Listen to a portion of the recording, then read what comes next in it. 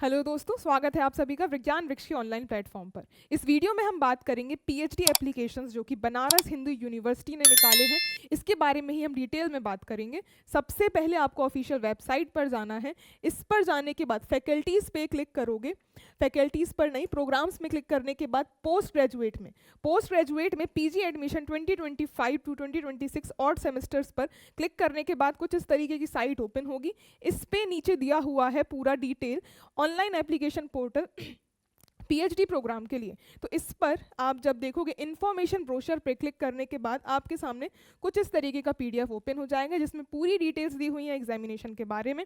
आइए देखते हैं अपने काम की बातें। हम मेनली पीएचडी केमिस्ट्री के लिए बात करेंगे।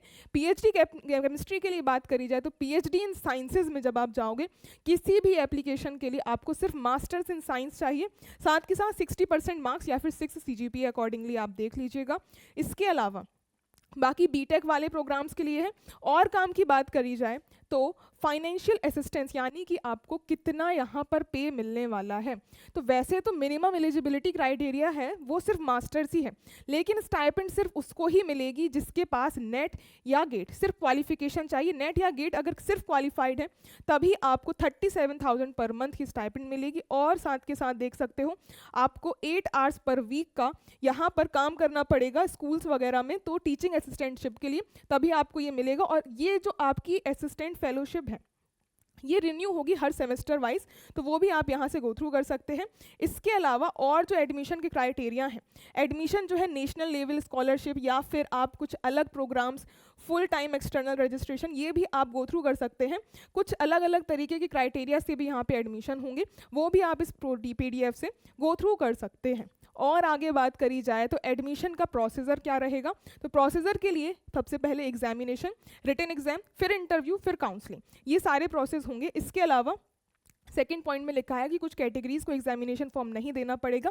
उसमें वो जो हमने एक्सटर्नल कैटेगरीज की बात करी थी ना, जिसमें जैसे कि आप देख सकते हो एक्सटर्नल रजिस्ट्रेशन या स्पॉन्सर्ड, ये सारी चीज़ें आपको दी हुई हैं ए से लेकर जी तक। और उसके अलावा जैसे कुछ आउटस्टैंडिंग इंस्टीट्यूट हैं, तो आईआईटीज़ से जो बच्चे पास आउट हैं उनको भी अगर उनके 8 सीजीपीए मार्क्स हैं तो उनको भी एग्जामिनेशन नहीं देना पड़ेगा, डायरेक्ट इंटरव्यू। इसके अलावा SC/ST कैटेगरी के लिए 5% का रिलैक्सेशन एग्जामिनेशन मार्क्स में।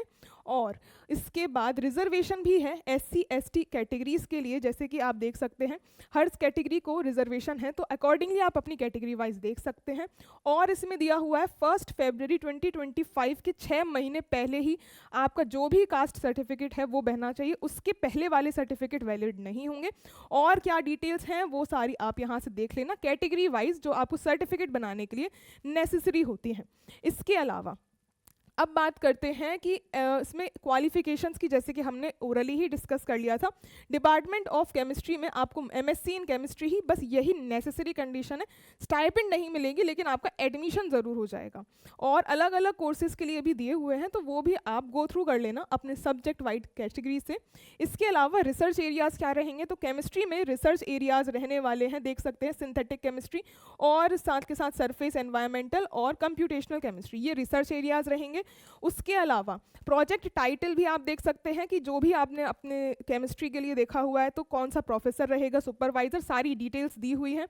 और साथ के साथ सीट्स भी बताई हुई हैं कि कितनी सीट्स रहेंगी। तो केमिस्ट्री के लिए स्पेशली दिया हुआ है कि 15 सीट्स हैं, पूरी 15 सीट्स हैं। इसके अलावा कुछ इंजीनियरिंग वाले कोर्सेज भी हैं जिसके लिए भी सिर्फ MSc केमिस्ट्री ही मांगा है, तो वो भी आप देख लेना कि आप किस कैटेगरी के लिए वैलिड हो। और इम्पॉर्टेंट डेट्स की बात करें फाइनली तो 20 मार्च से ये एप्लीकेशन फॉर्म्स निकल चुके थे, जिसकी लास्ट डेट रहने वाली है 7 अप्रैल।